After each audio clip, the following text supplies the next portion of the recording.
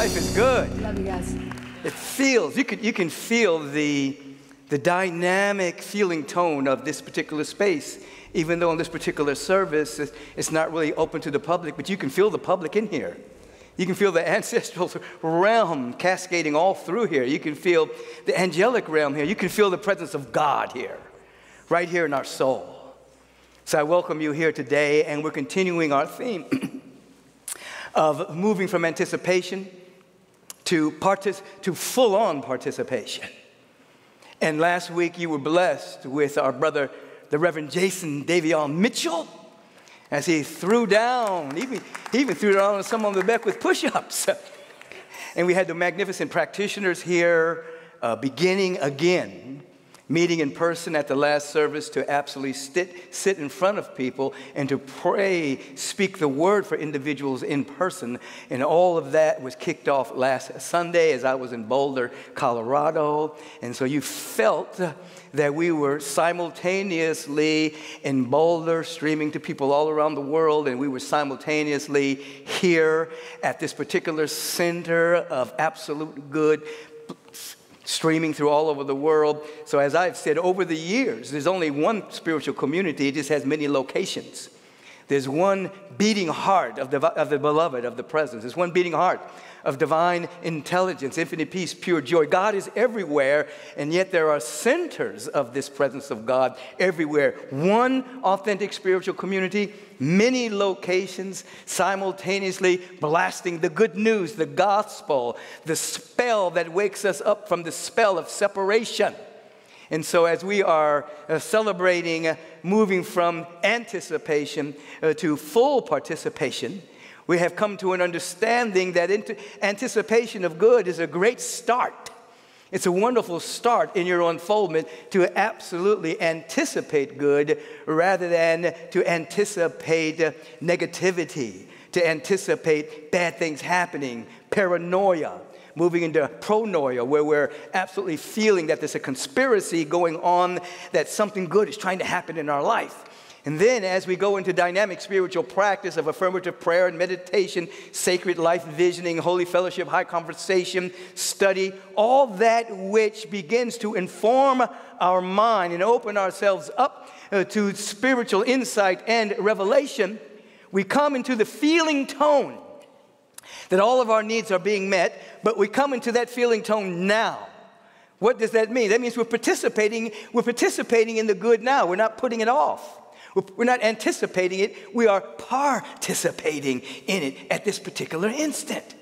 And so we allow ourselves to move into spiritual practice that we may be participants because, as I mentioned a couple of weeks ago, we are happy to say that we are living in the age of agency now. There used to be a time where people thought they didn't have agency over their own life. They would go to medical doctors, and doctors would say, hey, you know, this particular disease runs in your family. Now it can run away. Because we're not operating under DNA and hereditary determinism.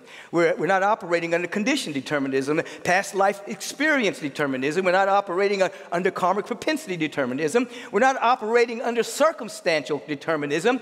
We have become aware through metaphysics.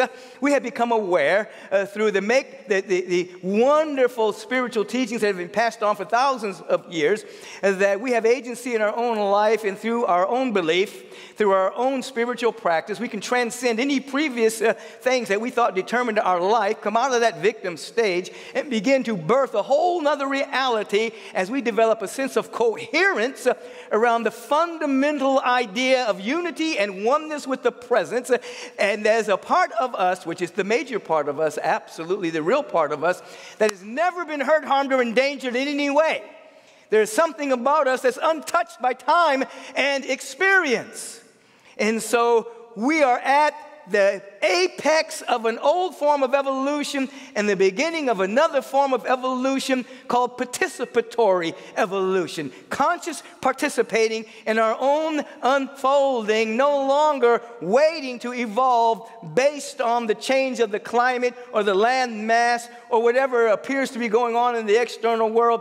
We have agency of our own life. As I'm saying to you, this to you in this moment, I want you to begin to own that you have agency right now, that all parts of your mind that have been thinking about, they determine my destiny, they determine my happiness, they determine my joy, whoever the big they are, that determines my joy, that determines my happiness, that determines my peace, whatever that is in your mind, and begin to embrace yourself.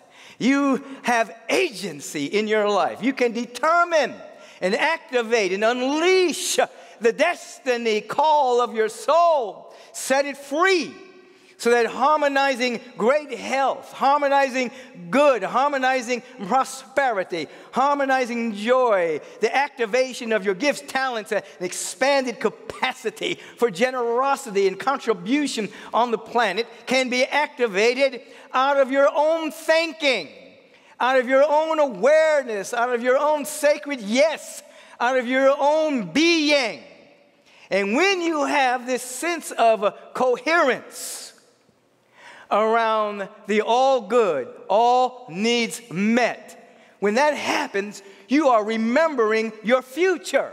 Meaning this, past, present, and future are happening simultaneously on other dimensions. You know, in one dimension, you're a linear being. On another dimension, beginning at 5 dimensions, everything is happening simultaneously, and you can actually look across the timeline and choose what you want to experience. And as you begin to pray and have insight through meditation, you begin to be aware that your future already exists in a field of infinite possibilities. There is a future of good, of love, of peace, of harmony, of wholeness, of creativity. All of that is already happening, and you get to choose that. When you come into a level of coherence around the dynamic feeling tone, regardless of external circumstances, this is where metaphysics comes in. Regardless of external situations, this is where meta, beyond physics, comes in. You're a nonlinear being. You're not operating on the law of cause and effect. That's Newtonian. You're operating the law of isness, nowness, foreverness, always unfolding. Quantum reality begins to speak of this to a degree. At that level, you are remembering a future more than you're remembering your past. Now, here's the deal. You must begin to develop to speak the future more than you speak the past. As you speak the past, you will find evidence of the past. It'll show up. Why? Because you're interested in it. And whatever you're interested in is going to bubble up. It's going to manifest. It's going to show up. And you'll find evidence of your past experiences that you may not have liked. You'll find evidence of those past experiences continuing to press up against you, and you experience them over and over and over again because you're interested in them. But if, in fact, you begin to do your inner work so well that you become more interested in your affirmative future, which is the eternal now breaking into time at this precise moment, then you begin to find evidence of that. Even before it manifests, it will show up as an insight. It will show up as a revelation, a hunch. It will begin. You'll start to see the breadcrumbs leading you into the unfoldment of your soul. This is all inner work, you see. And I'm thinking about this story that's attributed to Ernest Holmes, the founder of what is known as the science of mind. And at one point, he was at a major conference, and it was sweltering. The air conditioner had broken. People were sweating and taking off their jackets and things of that particular nature, and no one could get the air conditioner fixed. So Ernest Holmes walks out to the platform, and he says, in substance, God, this is me. Need I say more? And in that instant, the air conditioner began to work. The universal law said, Ernest, say less. But the point being, he had developed his subjective tendency to correspond to the nature of reality over years of prayer, over years of meditation, that all he needed to say was, God, this is me. Need I say more? Universal law said, say less. And the unfoldment of that dynamic good began to take place at that precise moment. We have a tendency, we know that whatever it is we practice, we get better at. But many individuals are practicing allowing the external world to determine their mindset. They are allowing the conditions of the world to condition their mind. They're practicing it every single day. They wake up and immediately jump to social media. They wake up and immediately show up, as I was saying in the way of meditation service, to their to-do list. They immediately jump to whatever they have to get done in the course of the day. They're getting good at practicing, allowing the world, the worldly affairs, the worldly tasks to impress their mind. And so then that brings them into time rather than the eternal. And then they're always trying to catch up to themselves because there's never enough time, because they've launched themselves into the world of time and effects. So there's never enough. And then they seek to get, only to discover that you can never be satisfied with that which doesn't satisfy.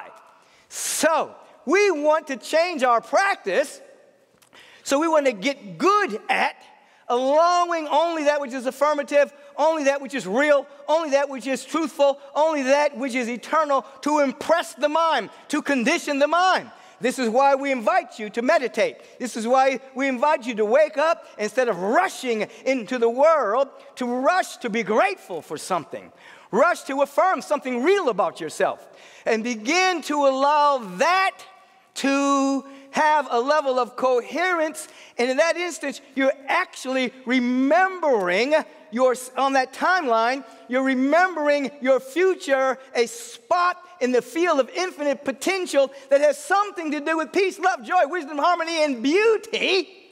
And you will discover that you're no longer, as we used to say years ago, beating the drum of your past. You're now beating the drum of your unfolding now, which your linear self would call the future. I can remember when I was a small boy and my mother would make oatmeal. And I didn't like oatmeal because it always had lumps. And she would place it in front of me and she said, "Michael, there's no lumps here." But I would wait. 1 minute, 2 minutes, 3, 4, 5. A lump! I knew it was a lump there. And then there'd be another, and there'd be another. I was getting what I was looking for. As a small boy, I knew those lumps were in there somewhere. And they would eventually show up, unbeknownst to the little boy at that time, that if I would have just eaten the oatmeal while it was hot, there was no lumps there. But ultimately, they would show up. So we want to ask ourselves, what are we inadvertently, unwittingly looking for? The evidence that's constantly proving how bad our past was, and finding the evidence of that, because when we are hurt, when we have a certain experience, and that energetic woundedness occurs, we unwittingly identify ourselves as that. That's a part of our identity. It is not a part of our identity. It is an experience that we have identified ourselves with that has not been reconciled, has not been redeemed, has not been healed.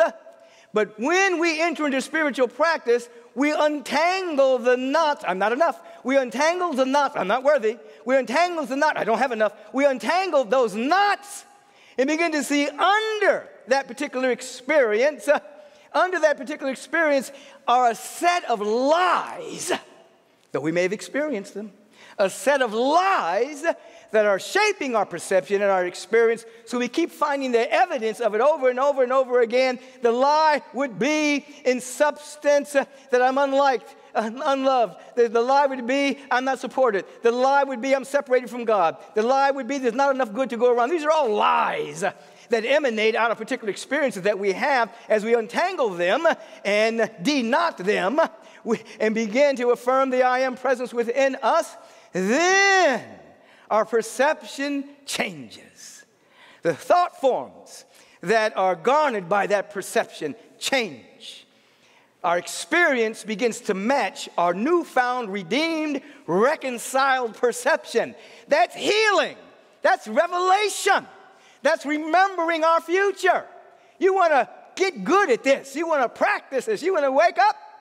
You want to write down what your surface mind will be calling your future?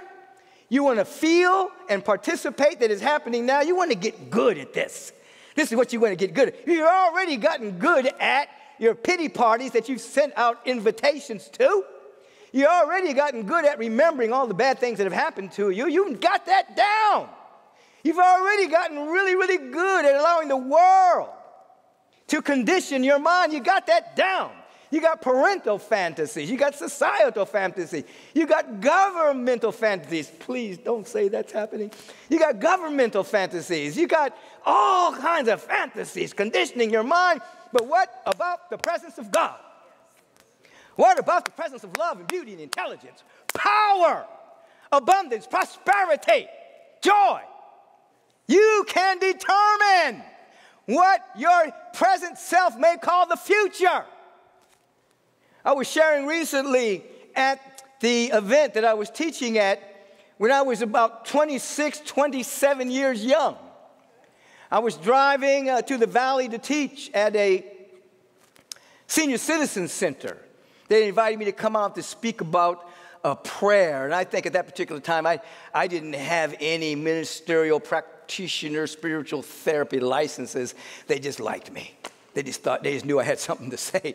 Anyway, I'm driving out there, and it was raining, and then the rain stopped, and the clouds parted, and it was just a beautiful, sunshiny day. And I was thinking to myself, about my future. Where was my life going? I'd had this powerful spiritual awakening that allowed me to see the beauty that was everywhere and the love penetrating every aspect of my being. It shifted the trajectory of my life.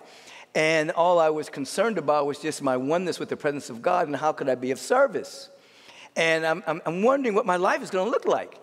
And so as I'm going up into the valley, going down into the valley, had a vision.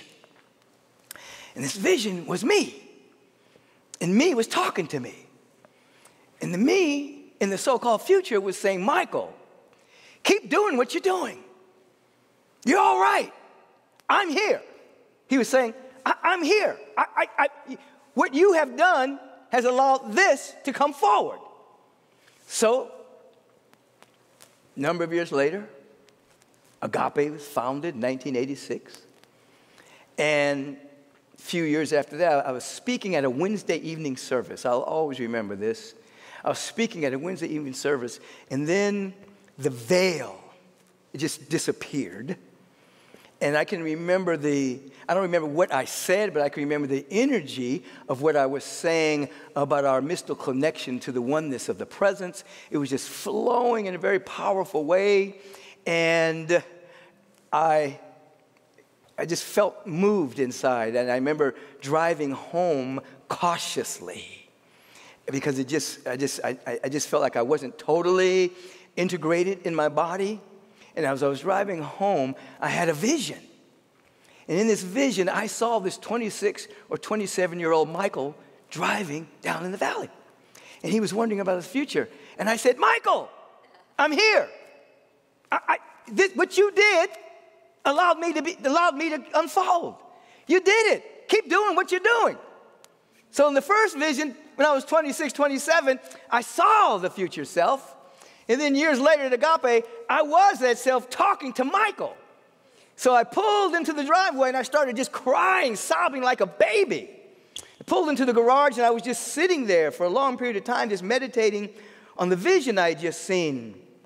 And then up here to my right, I saw and felt the next iteration of myself coming into manifestation, showing up, already existing in the timeline of now, but now emerging. And I could feel that there was more to come. And in this last year, as I went through a kind of a dark night of the soul last year from probably September all the way through the beginning of March, even into March to a degree, maybe a little longer, as that began to, the clouds of that dark night began to dissolve, I could see and feel this newfound energy. Newfound is a linguistic convenience. it's an eternal energy, but I had more access to it. I'm saying that we want to become good at and practicing at remembering our future. It's a field of infinite possibilities. There's a dynamic feeling tone of who and what we really are beyond circumstance and condition. We do not allow the external world to condition our mind. We don't allow a constant reiteration of the past.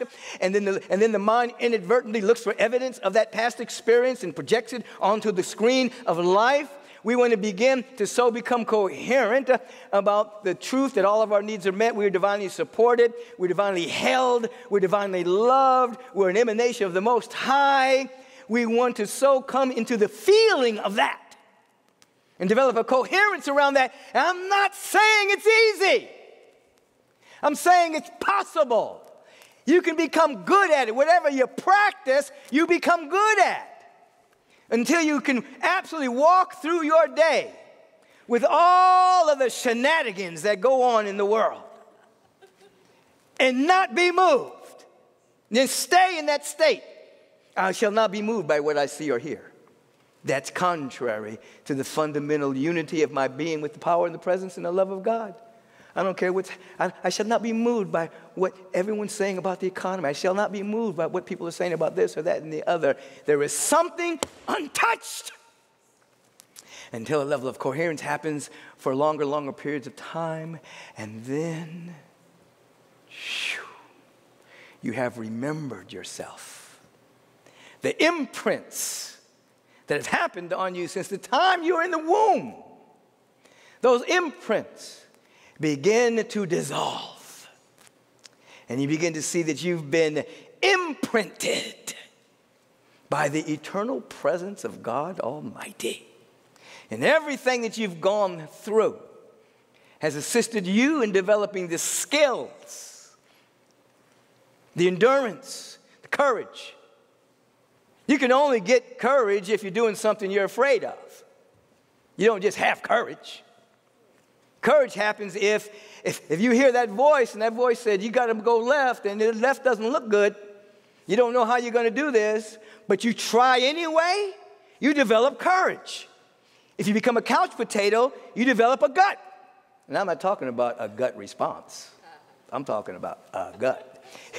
You see, so your courage happens when your soul create certain circumstances at times that allow you to transcend your personal mind to have a level of courage. And then you see all the breadcrumbs that have been along the way, that you can be strong enough to hold the cosmic energy. Oh, if you could only understand that this mind, this brain, is in touch. You are in touch with the furthest galaxy. All the information in the cosmos. A computer can't even touch your mind. Can't even touch it. All of that is here. And when you start to tune in, to turn up,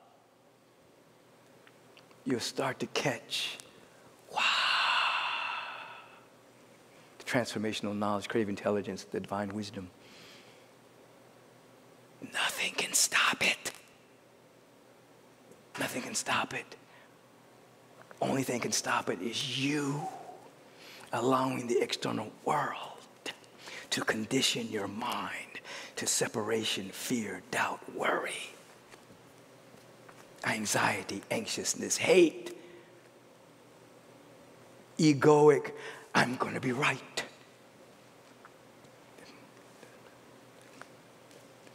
Law is saying, say less, listen more. Catch the divine impress of the Holy Spirit, and you'll be remembering the future.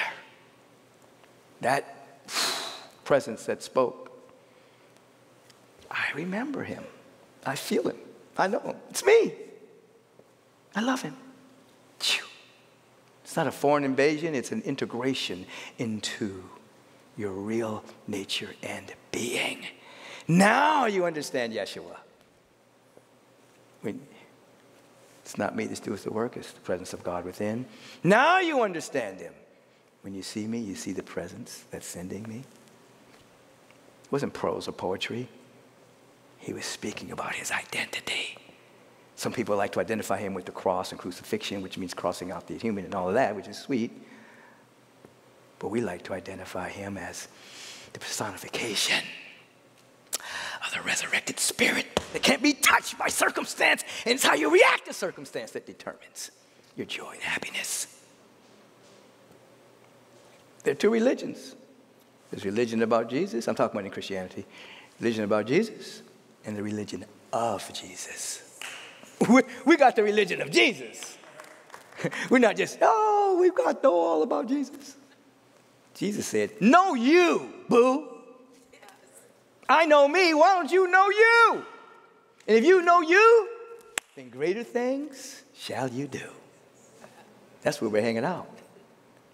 You got to have a little boldness to even think along those lines. So here, we're in the age of agency. We have agency over our own life. Stop blaming and complaining. Stop it. It's only going to skew your perception and bring what you don't want faster. You have agency over your own life. This is the age of agency. Now, with peer-reviewed science saying it, you see, on the quantum level. And so, we are here to participate. As I'm speaking right now, I want you to take a breath here and just feel. Just feel. Give yourself permission to feel safe. Give yourself permission to feel connected, to feel that all of your needs are met. I'm not saying look to the world for evidence for this. I'm saying feel it. It's not against the law to feel it. That's the right use of the law. God, this is Michael. Need I say more? The law says, say less. Listen more. God, I love my life. I'm in heaven. I get to come up here every single week. And set myself on fire and people come watch me burn. And then you get to ask this question. This is the question you want to live with. This is when things are not going your way and when things are going your way. You can ask the same question. How does it get better than this? If it's going terrible, say, how does it get better than this? And the law starts to work. If it's going really good, how does it get better than this? And the law says, let me show you, we're infinite. Stay with that question. Let it burn in your soul. Remember your affirmative future. Become coherent with that which already exists on the nominal level and wants your permission to come through. Ooh, remember your future. It's good. Your destiny is wonderful. I'm going to stop now. Because when I get into this space, I don't know time. I tell you, I said I was going to stop. But when I spoke at Gaia, I think it was last year. I'm not really good with time. Maybe. I think it was last year, though. It was 8 speakers, and we all had 90-minute presentations. A number of really beautiful people. Daniel Brinkley was a number of quantum scientists. We all had 90 minutes to present. So this year, they invited me back, but they gave me all 8 spots. There was no 7 other speakers. So I did 4 90-minute presentations one day and 4 90-minute presentations the next day. And it's like a workshop, you see. And I'm telling you, and I always thought, and they told me, listen, you don't have to use the whole 90 minutes, just don't go over 90. And I'm thinking, 8 spots? I'm not going over 90 minutes. Okay, I'm going to give you 80, 75 sometimes. I went over every time. Not a lot. And when I finished the second day, to me, it felt like 10 minutes. It felt like I had been speaking for 5, 10 minutes. Now, my body could feel the energy that had been pulsing through me those 2 days. It was like I had to decompress when I came back home. It was just, woo. but it was timeless. I get to go into the timeless zone. I want you to come with me. Come on with me. Come on into this prayer zone with me. Just drop all your concerns and all your worries right now. Just let them go for a second. You can pick them back up if you want them later. But right now, just come with me. Enter into the upper room with praise and thanksgiving. Come into the upper room with praise and thanksgiving. Gratitude. Oh, it's clearing away cynicism. It's clearing away sarcastic intentionality. It's clearing away the need to be right. It's clearing away the need to judge others. Come into gratitude right now. Come and let's allow for the evidence of what we can be grateful for to show up. It's the old law. Your dad may have said to you, listen, boy, if you don't stop crying, I'm going to give you something to cry about. The law says if you don't stop being grateful, I'm going to give you something to be grateful for. So we come into gratitude right now. Come into the holy room. Gratitude, thanksgiving, dynamic appreciation for life itself. Oh, I'm grateful. I'm thankful. Oh, I can see on a clear day. I can see forever. We begin to see differently. God is everywhere for real. Everywhere for real. Everywhere for real. Everywhere for real. Oh, I recognize it. You who are in the Soul of Prayer class know what I'm talking about. You have been introduced to Reverend Julie Moret. You've been introduced to Reverend Deborah Johnson, and more's coming. We feel one with God. This is not blasphemy to feel one with God. The only way, if you could blaspheme God, but you can't because God doesn't take offense to anything because God's untouched, is if you limit God and say, if you make something bigger than God, this is how you, I said I was going to be quiet. But this is coming. This is how people make something bigger than God. I've got this issue, and it's never going to go away. You've made it bigger than God. I've got this hurt, and it's never going to go away. You've made that bigger than God. Don't do it.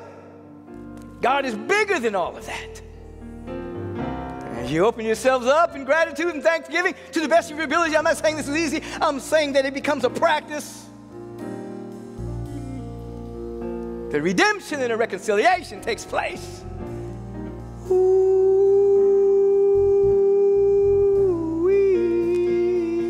Healing happens. It happens. Our oneness with God allows His word to flow as the word of God announcing itself throughout all creation. I speak it with the authority of one knowing that all that there is God, and that everything that is a manifestation of the only thing that is. I speak it for each and every one of us, knowing there's only one of us here, that we may be free today, that we're breaking through the miasma. We're breaking through the mesmerism, the hypnotism of separation, and I'm calling forth divine health and harmony and wholeness and well-being. I'm calling forth harmonizing prosperity with the feeling tone of all needs met. I'm calling for a great degree of safety and security that comes from having an intimate at one with pure spirit. I'm calling forth the activity of the God presence being active in us like sacred yeast, rising us up into a higher level of consciousness. Something wonderful is happening. Something magnificent is taking place. Oh, I know it.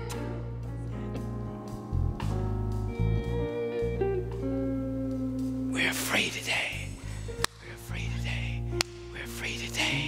We're free today. Oh, come on, Marianne. Give him a taste. A taste.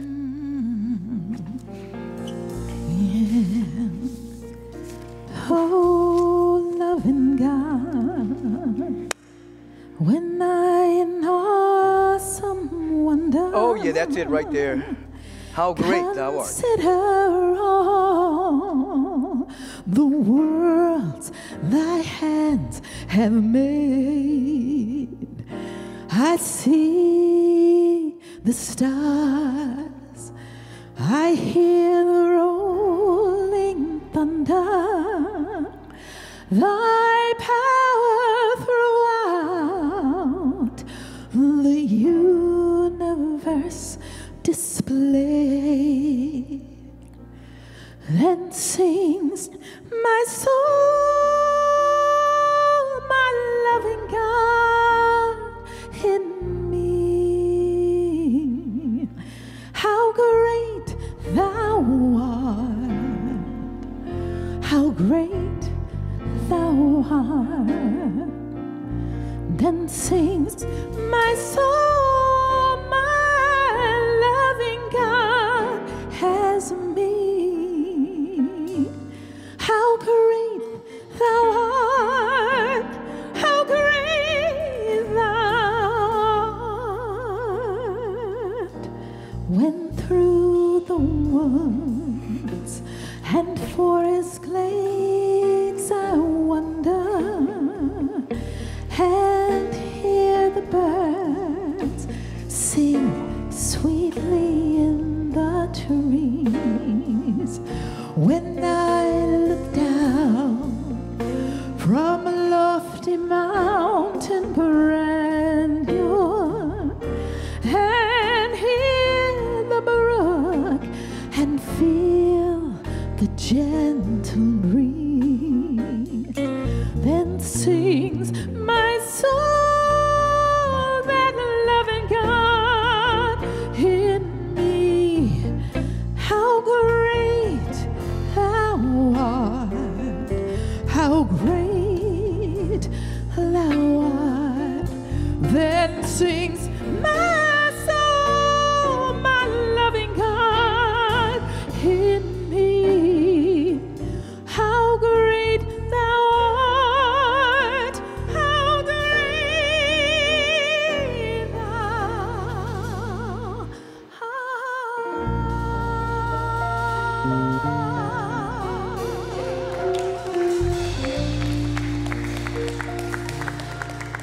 Now I want you to feel what she just sung, how great thou art.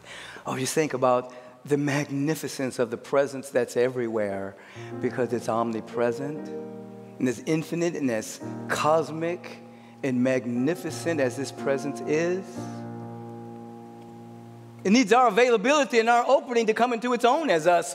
We yield to it, we surrender to it.